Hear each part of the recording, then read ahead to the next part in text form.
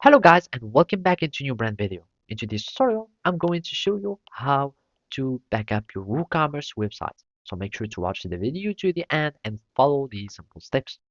So first, make sure that you are in your WordPress admin panel, and then all we need to do is just to go to plugins or extensions so we can add some extensions that will do this work for us.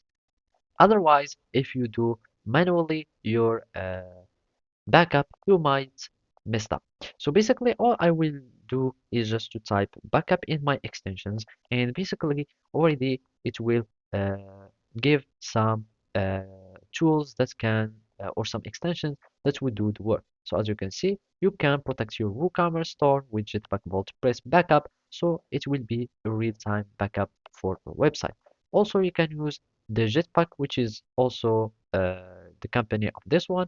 And in my case, I will just go to the plugins and I'm just going to add a new plugin and I will search in the WordPress marketplace. So here I'm just going to type backup and basically I'm just going to wait for here, and either you can use Updraft Plus, Duplicator, or Jetpack backup, and those are all some very known tools. As you can see, it has only 3 plus million active installation.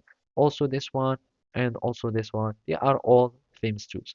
So we can, for example, just go for the Updraft uh, Plus or this one, whatever, and then you can click on it so you can go for the installation. And in my case, I'm just going for the Updraft Plus. So I'm just going to click on installing, and then I will need to activate